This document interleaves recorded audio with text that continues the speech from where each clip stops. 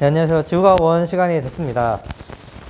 우리 저번 시간에는 은하를 분류하는 것을 이제 배웠었고, 이번 시간에는 은하에서부터 좀 더 큰 개념인 우주로 우리가 눈을 좀 돌리게 됩니다. 그래서 우주는 현재 팽창하고 있다고 얘기를 하는데, 어떤 식으로 팽창하고 있는지, 그리고 실제 팽창하는 것을 어떻게 발견할 수가 있었는지, 그런 내용들을 보도록 하겠습니다. 우주 팽창이 밝혀지게 된 그 과정은 허블이라는 과학자가 또 밝혀냅니다. 허블이 어떻게 밝혀냈냐면, 자기가 망원경을 갖다가 여러 천체들을 막 관측을 해요. 그래서 은하들을 발견해내고, 그 은하들이 우리로부터 얼마나 빠르게 멀어지고 있는지 또는 가까워지고 있는지 이런 도플러 효과를 관측을 해냅니다. 그래서 외부 은하의 스펙트럼 흡수선의 이 파장이 원래의 파장보다 붉은 세로 쪽으로 치우쳐지는 요 적색 편의가 나타난다는 사실을 알아냈고요. 특히 매우 먼 은하가 상대적으로 가까이 있는 은하보다도 적색 편의가 더 크다는 사실을 알아냅니다. 그래서 허블은 이러한 관측을 통해 우주가 팽창하고 있다 라고 얘기를 했어요. 이게 무슨 말이냐면, 이렇게 사람이 있는데 은하를 이렇게 관찰한 거야. 더 가까운 은하, 더 멀리 있는 은하. 근데 얘도 우리로부터 멀어지고 얘도 우리로부터 멀어지는데, 나로부터 더 멀리 있는 은하가 더 빠르게 멀어진다라는 거죠. 그래서 이게 실제로 이 은하들이 움직여서 그런 거냐? 그렇다기에는 정말 모든 은하들이 너무 규칙적으로도 조금이라도 더 먼 녀석은 더 빠르게 이동을 하고, 그것보다 더 먼 녀석은 더 빠르게 나가고, 그것보다 더 먼 녀석은 더 빠르게 멀리 이동을 하는 거예요. 진짜 얘네들이 정말 이동을 하면서 이렇게 규칙적으로 그게 말이 되느냐. 정말 여기 있는 녀석도 나로부터 멀어지고, 여기 있는 녀석도 나로부터 멀어지고, 또 여기서부터 또 나보다 먼 녀석은 더 빠르게 멀어지고, 그것보다 더 먼 녀석은 더 빠르게 멀어지고, 이런 규칙성을 나타낼 수가 있느냐. 그래서 허블이 생각한 건 우주가 팽창하기 때문에 이런 현상이 나타난다, 이렇게 얘기를 했던 거죠. 왜 이게 팽창을 설명할 수가 있냐면, 제가 이렇게 서 있어요. 여기 이 사람이 있어. 여기 사람이 있어. 이 밑에 어떤 공간이 있습니다. 한 칸의 공간이 있는데, 이 공간이 팽창할 거예요. 이렇게 증식을 할 겁니다. 두 칸으로. 그럼 나랑 한 칸 차이 있던 사람은 시간이 지나면 나랑 이제 한 칸이 더 멀어지게 될 거고, 나랑 두 칸 차이가 있던 사람은 나랑 이제 네 칸이 멀어지게 될 겁니다. 즉, 공간이 똑같이 같은 비율만큼 이렇게 커지는 게 이게 팽창이라는 건데, 공간이 팽창을 하게 되면 나보다 가까이 있던 사람은 그 사이에 있는 공간이 팽창한 정도만 영향을 받아서 요만큼만 멀어져요. 근데 나로부터 더 멀리 있는 사람은 그 사이에 그 벌어질 수 있는 요 공간, 팽창할 수 있는 공간이 요만큼 더 있어서 이게 또 늘어난 만큼이 더 우리로부터 멀어지게 되는 겁니다. 그래서 이 사람은 같은 시간 동안 나보다 한 칸 더 멀어졌고, 이 사람은 같은 시간 동안 나보다 두 칸이 더 멀어진 거죠. 그래서 더 빠르게 멀어진다. 더 멀리 있는 사람이 더 빠르게 멀어진다. 더 멀리 있는 나가 더 빠르게 멀어진다. 그 말은 공간이 팽창하고 있다. 우주가 팽창하고 있다. 이렇게 허블이 설명을 한 것이죠. 그래서 어떤 은하에서 적색 편의가 나타난다는 것은 외부 은하가 우리로부터 멀어지고 있음을 뜻하는 거고, 그거의 모든 은하가 거리에 따라서 그런 팽창, 멀어지는 속도가 결정될 수 있다는 건 우주가 팽창하고 있음을 뜻한다. 뭐 그런 얘기입니다. 이때 요 거리와 적색 편의의 관계를 볼 건데, 적색 편의란 것을 우리가 이제 실제로 계산을 해볼 거예요. 어떤 물체가 파원이 우리부터 멀어지면서 파장을 주면은 그 파장이 길어지는 현상, 적색 편의가 나타난다라고 얘기를 했는데, 그 적색 편의를 수치상으로 구해 볼 겁니다. 그래서 굉장히 이게 어렵게 느껴질 수도 있는데, 이 단원에서 근데 지구가 원에서는 계산이 일단 금지가, 그러니까 교육과정상으로 계산을 다 뺐어요. 그래서 G1에선 다 이 말로 설명할 수 있는 그런 내용들만 있는데 정말 단 한 단원만큼은 계산이 계속 나오고 있고 교육과정상으로도 여기서는 계산을 허용하고 있습니다. 그 단원이 바로 요 허블 법칙 단원이에요. 그래서 여기 이렇게 또는 그 별의 광도 단원 거기서는 진짜 수치상 계산을 많이 하고 있고 여기서도 이 우주 팽창 단원에서도 수치를 가지고 계산하는 곳이 있으니까 어렵게 받아들일 수도 있는데 사실 알고 보면 수학 여러분은 더 어려운 거였어요. 막 미분적 부분 이런 거 하잖아. 삼각함수 이런 거. 여기는 더 쉬운 사칭 항산이에요. 결국엔 식 세우는 것 자체가 어려울 수 있어도 이게 숫자 대신 알파벳으로 써 있어서 어려울 수 있어도 결국에 따지고 보면 더하기 빼기 곱하기 나누기 그것밖에 안 되니까 너무 어려워하지 마십시오. 그래서 어떤 빛의 파장을 람다 제로라고 하고 실제로 관측된 파장을 람다라고 하면은 요 스펙트럼 흡수선의 적색 편이랑 Z는 다음과 같이 나타낼 수가 있습니다. 여기서 여러분들은 이 용어들을 기억을 하셔야 돼요. 파장을 람다라고 할 거고요. 람다. 람다의 모양은 이렇게 생겼습니다. 그리고 요 파장이 변해요. 우리부터 가까워지면 짧아지고 멀어지면 길어져. 그래서 변하는 녀석은 그냥 람다라고 할 거고 그래서 걔가 짧아지거나 길어지기 전 원래 길이가 얼마냐 그걸 나타내는 걸 람다 제로로 표현할 겁니다. 변화가 없을 때의 그 파장 길이 람다 제로. 그리고 적색 편이량은 Z라고 표현을 할게요. Z. 얘가 얼만큼 그 길이가 길어졌느냐 적색 편이가 되었느냐는 Z로 표현을 한다. 그때 이 적색 편이량 Z는 람다 제로분의 람다 빼기 람다 제로예요. 특히 이 람다 빼기 람다 제로는 만약에 이 파장이 원래 600인데 650으로 길어졌다고 해봐요. 650. 그러면 얘가 파장이 변한 정도는 50만큼 변한 거야. 50. 그래서 650만큼 길어졌고 원래 600이니까 이 변화된 양은 50이 되는 거예요. 50. 그래서 이 변화된 양은 우리가 델타라고 표현합니다. 수학에서 이거 델타 많이 쓰시죠?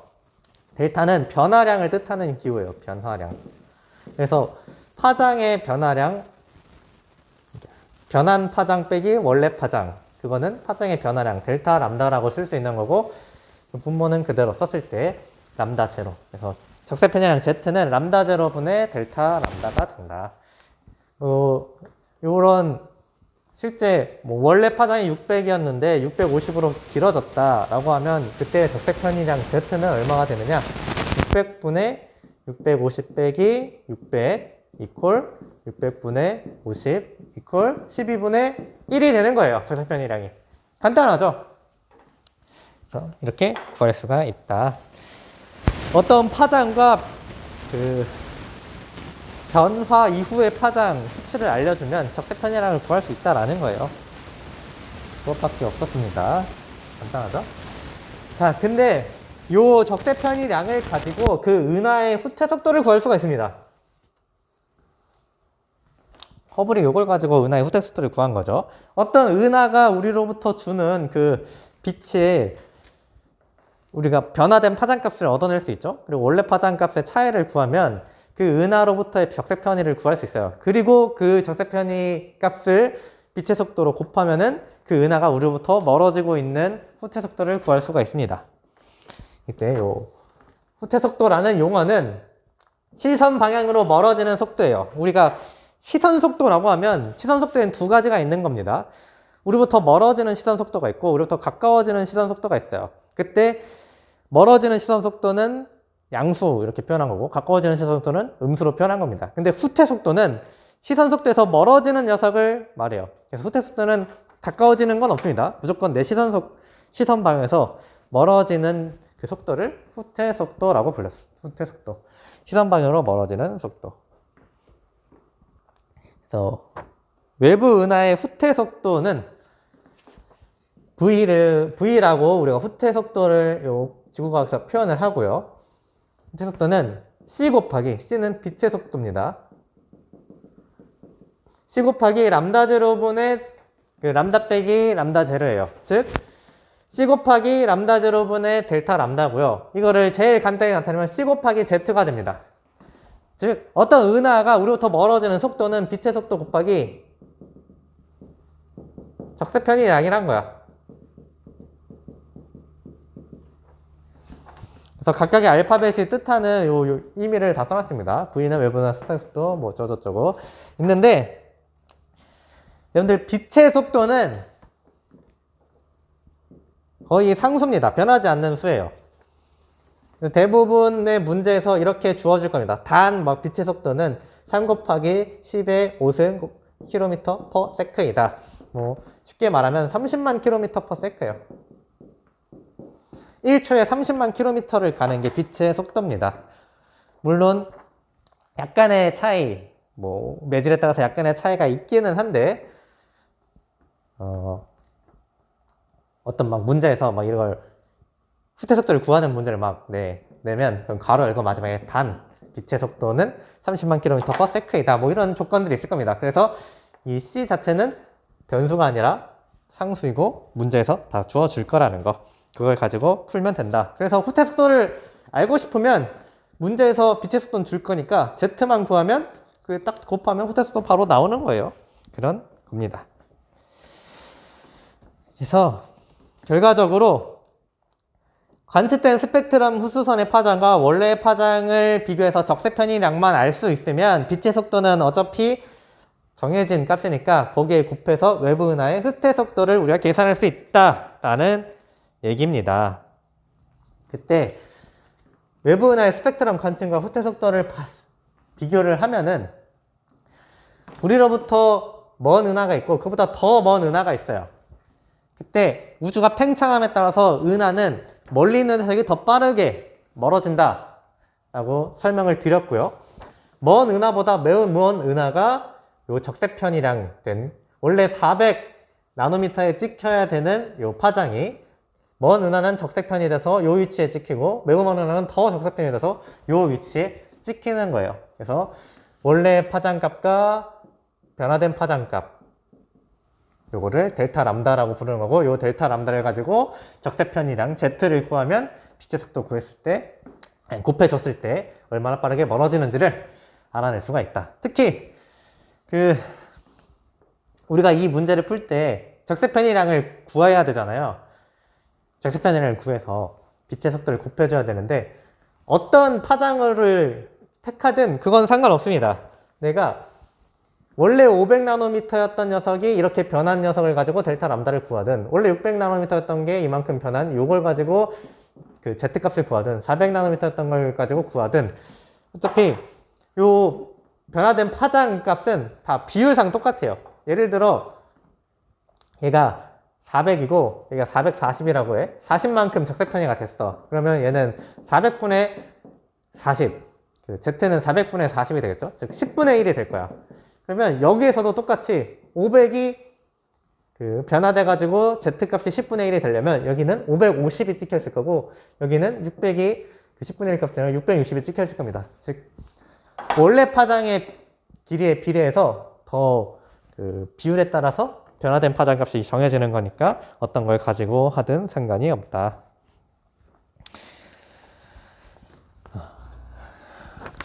그래서 우주가 팽창한 다음에, 그래서 은하들이 다 서로 멀어지고 있다며, 그러면은 우리 지구랑 태양 사이도 우주 팽창에 의해서 멀어지고 있는 거 아니야? 그런 생각들이 들 수도 있어요. 근데 요 팽창이 작용할 수 있는 곳은 중력적으로 관련이 없는 녀석 사이에서만 팽창으로 인한 거리 변화가 나타납니다.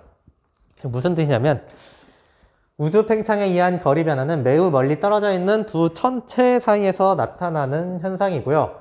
은하 내부의 두 별이나 아니면 태양계 두 행성 사이에서는 중력으로 이미 강하게 잡혀 있는 상태라서 우주가 팽창하더라도 거리 변화가 나타나지 않게 됩니다. 그래서 아까가 아니라 저번 시간에 얘기했던 충돌 은하, 우리 은하랑 안드로메다 은하가 언젠가는 충돌한다고 얘기했죠. 근데 우주 팽창이 일어나고 있으면 얘네들이 멀어져야 되는 거 아니야? 라고 생각할 수 있지만 이미 중력적으로 연결이 돼서 우리가 붙어지고 있는 상태예요. 그때는 우주가 팽창하더라도 이 두 개의 거리 사이가 벌어지지 않습니다. 뭐 우리 어떤 사람이 나랑 이렇게 손을 잡고 그때 공간이 이렇게 팽창한다고 했을 때 이 맞잡은 손이 벌어지지 않는 그런 느낌처럼 중력적으로 이미 연결이 된 상태에서는 우주가 팽창을 하더라도 멀어지지 않는다. 뭐 그런 의미고요.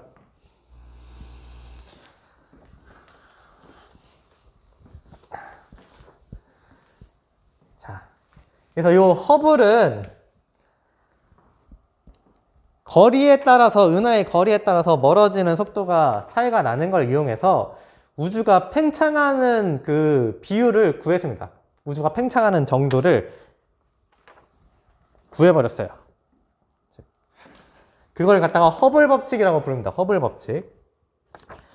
허블은 외부 은하들의 거리와 적색 편이량을 측정해가지고 외부 은하의 거리와 후퇴 속도가 비례함을 알아내었어요. 즉, 먼 은하가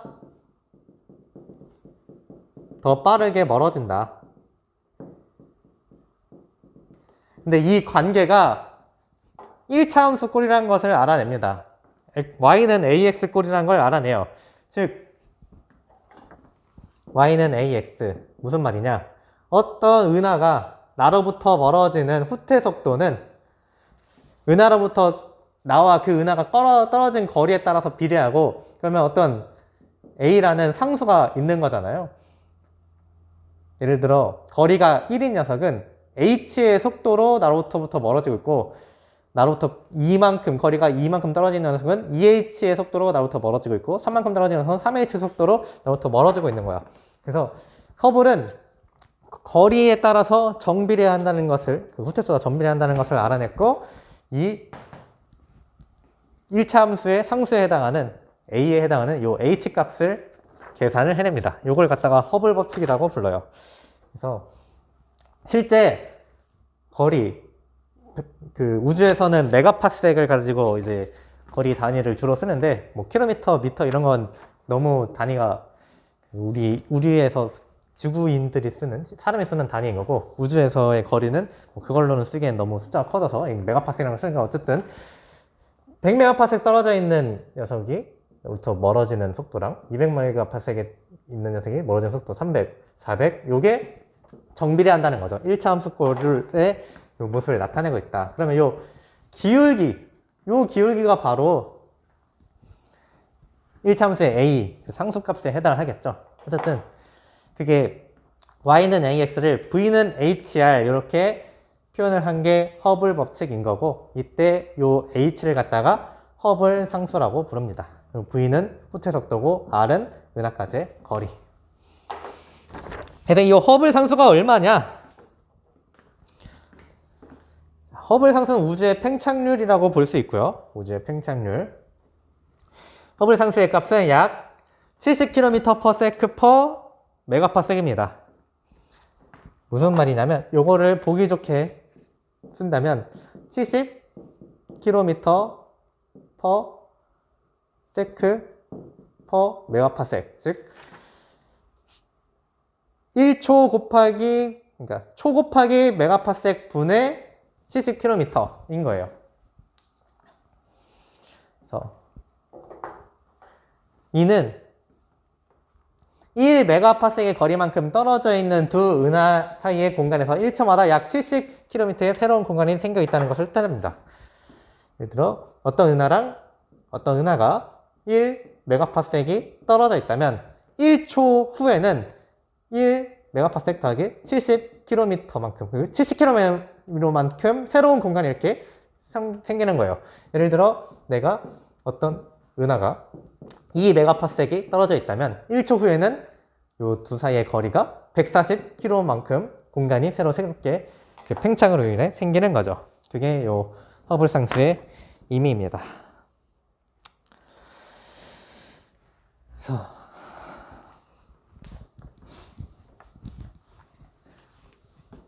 이 허블 법칙의 의미를 살펴보면은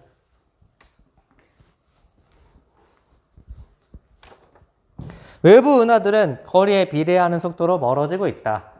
멀리 있는 녀석이 더 빠르게 멀어진다 라는 거고, 또 우주 팽창의 의미, 은하들이 실제로 그 속도로 움직이는 게 아니에요. 공간이 새로 생기기 때문에 그렇게 멀어지는 것처럼 보이는 겁니다. 은하들은 실제로 우리로부터 멀어지는 게 아니라 공간이 그 사이에서 새롭게 생겨나니까 은하가 움직이는 것처럼, 멀어지는 것처럼 보이는 거다. 그리고 우주 팽창의 중심. 우주 어느에서 보든 모든 은하들이 자기로부터 멀어지고 있기 때문에 팽창의 중심은 존재하지 않아요. 무슨 말이냐? 이게 우리 은하야. 여기 외부 은하들이 있어.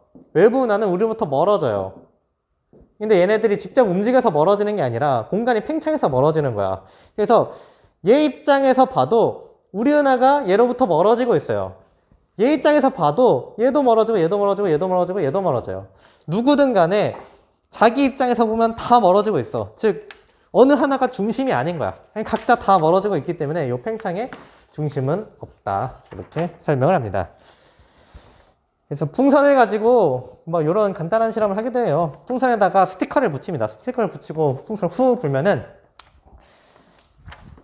풍선에 이렇게 가까이 스티커들이 있었는데 후 불면서 풍선 요 고무가 늘어나니까 팽창하니까 스티커 사이의 거리가 멀어지고 특히 가까이 있던 녀석보다 이렇게 서로 멀리 떨어져 있는 것이 더 많이 멀어진다. 뭐 이런 허블 법칙의 이제 실험을 해볼 수 있는 간단한 우주 팽창 실험을 해볼 수가 있고, 여기서 결과를 보면 스티커 사이에 간격이 멀수록 더 빨리 멀어지고 풍선의 표면에서 팽창의 중심은 없다. 어디에서 보든 간에 다 서로 멀어지고 있으니까 어떤 이 표면에서는 팽창의 중심이 없는 거죠.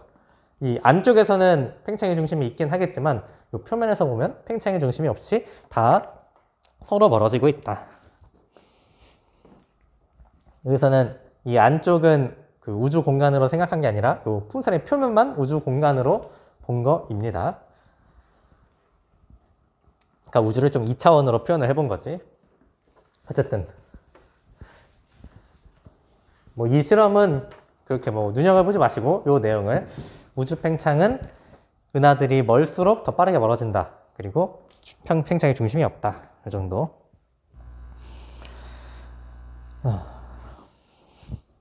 그래서 이 허블 법칙에서는 우주의 나이를 구해볼 수 있고 관측 가능한 우주의 크기를 구해볼 수가 있습니다. 어떻게 구하냐면 우주가 일정한 속도로 팽창했다고 가정을 하면은 원래 실제로는 우주가 팽창한 속도가 막 시간에 따라서 차이가 있어요. 근데 항상 같은 속도로 팽창했다고 가정을 하면 우주가 빅뱅 우주론에 따르면 한 점에서 시작해서 우주가 지금 이렇게 커진 거잖아요. 팽창해서. 그럼 얘를 다시 쭉 좁히면은 얘가 일정하게 팽창했다 가정하고 다시 쭉 같은 속도로 쭉 좁혀서 한 점으로 만든다면 우주가 폭발하고 지금까지 지내온 요 시간을 구할 수 있지 않겠느냐, 이렇게 생각해 볼 수 있는 겁니다. 그래서 우주가 일정한 속도로 팽창했다고 가정하면 우주의 나이는 허블 상수의 역수에 해당해요.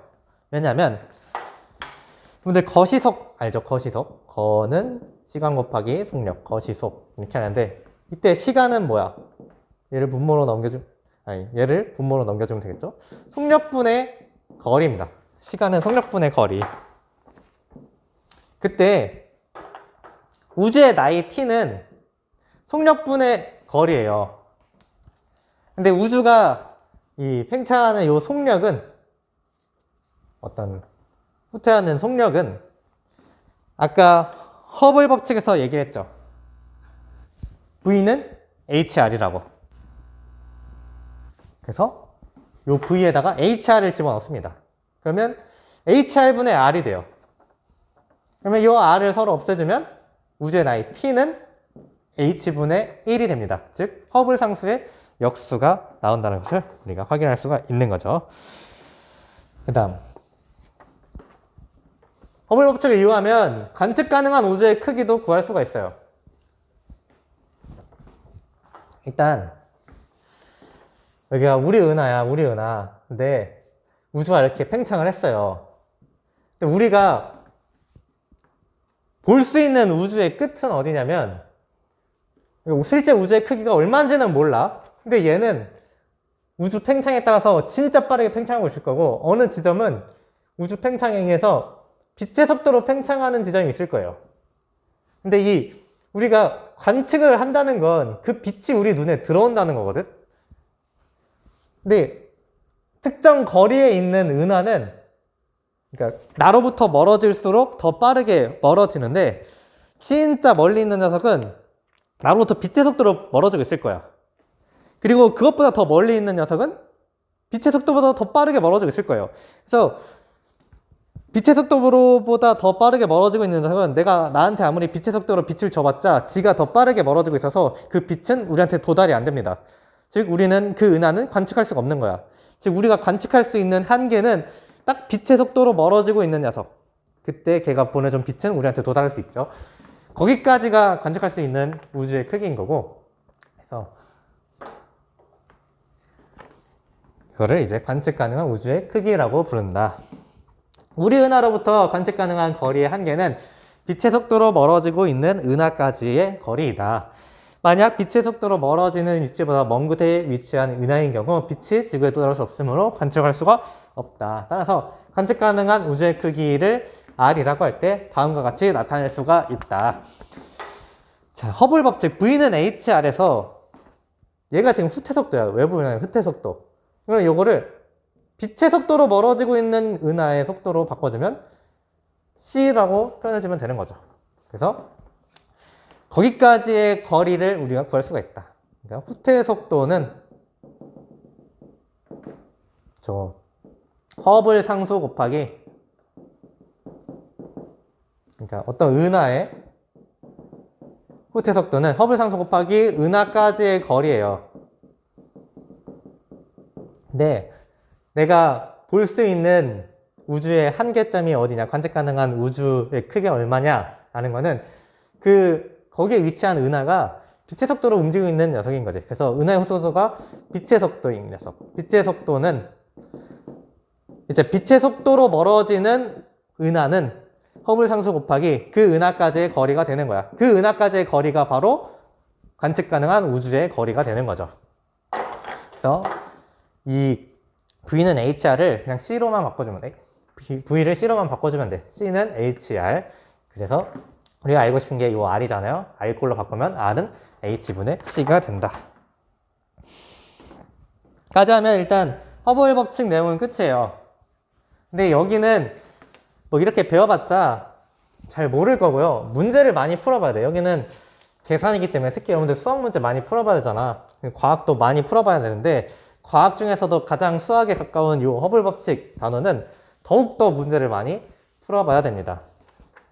특히 제가 정말 함축적으로 이론적인 내용만 딱 가져왔는데 이 허블 법칙과 관련된 되게 자주 나오는 모양의 그림이나 자료 같은 것들도 있거든요. 그것도 같이 봐주면 좋은데 일단 시간이 없어서 우리는 이론 정도만 얘기하고, 지금 해볼 거는 심심한데 우주 나이랑 크기를 직접 구해볼까요? 라는 게 있어요. 해보자. 자, 허블 상수는 실제 값은 좀 막 68km/s/메가파섹 정도가 되는데 교과서에 나온 대로 우리는 70을 가지고 허블 상수를 가정하고 풀어봅시다. 그래서 우주의 나이, 아까 얘기했죠. 허블 상수의 역수라고. H분의 1. 제가 이거 푸는데 여러분들한테 이거 푸는 건 절대 안 시켜요. 수능이나 모의고사에서도 안 나오고 내신에서도는 또 이거 막 계산해봐라까지는 안 할 겁니다.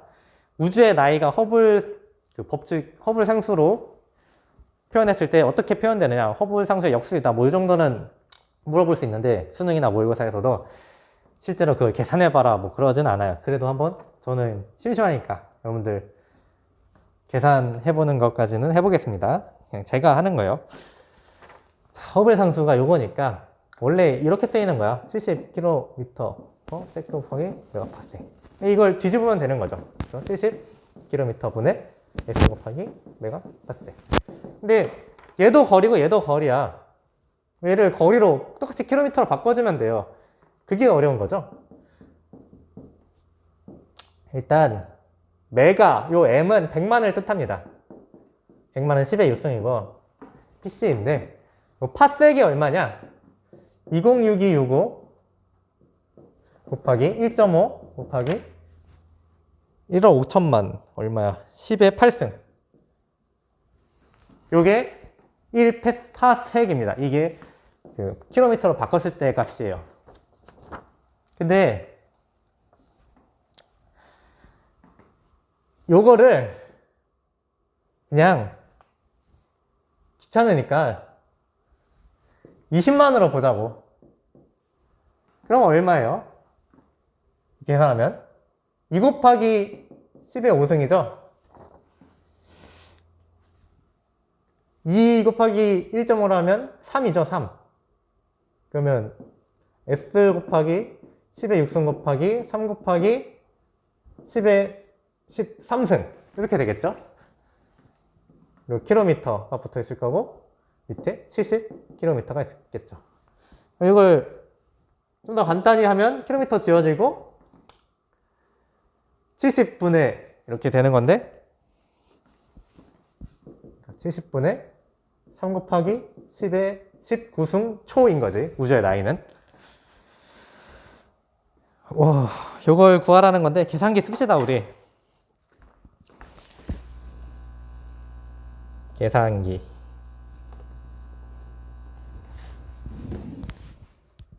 보이시죠?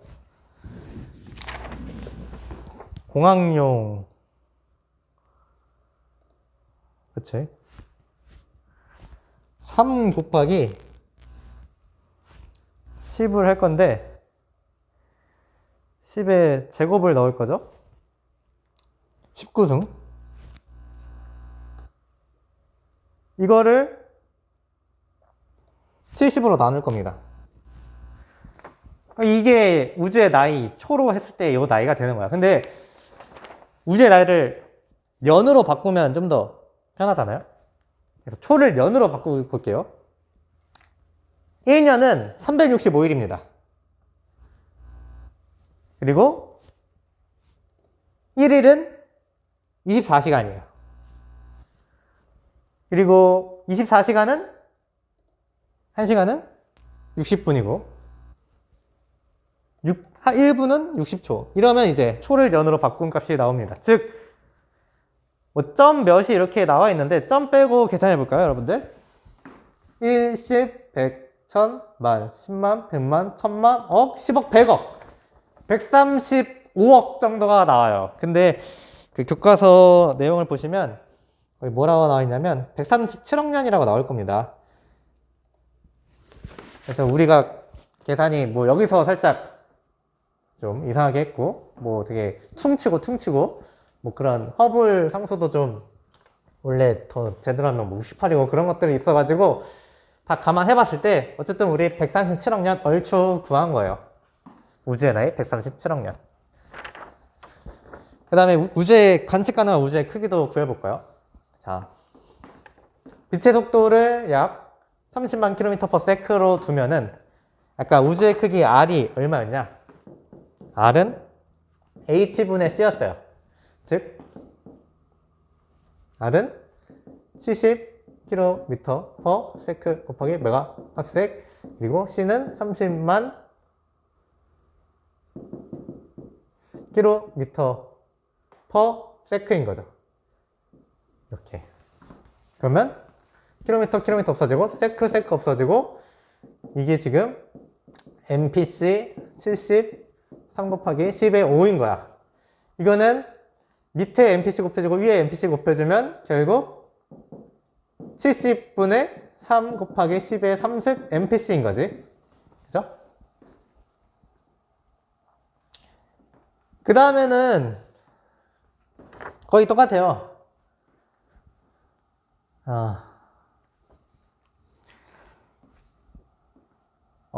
3이 아니라 5죠. 갑자기 여기서 3처럼 보였나봐. 5 그대로 가야죠. 70분의 3 곱하기 10의 5승 곱하기 메가니까 10의 6승 곱하기 파섹을 이제 좀 킬로미터로 고쳐주면 206265 곱하기 1.5 곱하기 10의 8승. 그래서 요거를 적당히 간단히 해보면 얼마나 된다. 아니다. 이건 그냥 직접 해볼까요?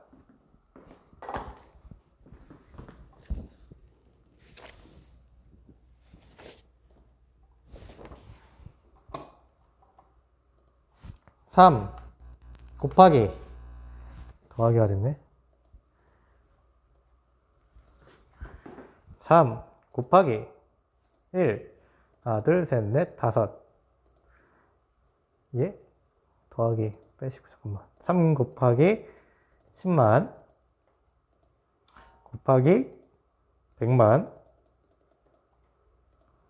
곱하기 20 62 65 곱하기 1.5 곱하기 10에 1, 2, 3, 4, 5, 6, 7, 8를 70으로 나눴을 때 이게 킬로미터인 거야, 킬로미터. 근데 보통 우리 우주에서의 크기 그 스케일은 광년이잖아요, 광년. 광년으로 표현을 하려면 빛이 1년 동안 가는 거리를 구해줘야 된단 말이야. 빛이 1년 동안 가는 거리. 1초에 30만 킬로미터를 가잖아.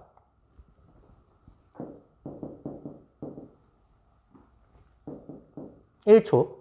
그죠? 이 초를, 그러니까 그냥 단위는 빼고 생각해보게. 초를 년으로 바꿔줘야 돼. 1초가 년이 되려면 60초 곱하기 60분 곱하기 24시간 곱하기 365일이 하면 1년이 가는 거리가 나오겠죠. 그래서 이걸로 나눠주란 거야, 이 값을. 나누기 3 나누기 하나 둘 셋 넷 다섯 나누기 60 나누기 60 나누기 24 나누기 360까지 하면 이렇게 나오네요. 20, 100, 1000, 만, 10만, 100만, 1000만, 억, 10억, 100억, 140억이 나왔는데 여기서 사실 아까랑 똑같은 값이 나와야 되거든요. 근데 아까랑 살짝 다른 값, 그 우주의 나이가 137억 년이면 우주의 크기는 당연히 한 점에서 시작해서 우주가 팽창했어. 그러면 당연히 우리가 관측 가능한 우주는 137억 년 동안 이렇게 팽창했으면 당연히 우주가 관측할 수 있는 그 우주의 크기도 137억 광년이 돼야 돼요. 근데 아까랑 계산은 뭐가 다르냐면 여긴 206269로 했고 아까는 200000으로 했었잖아요.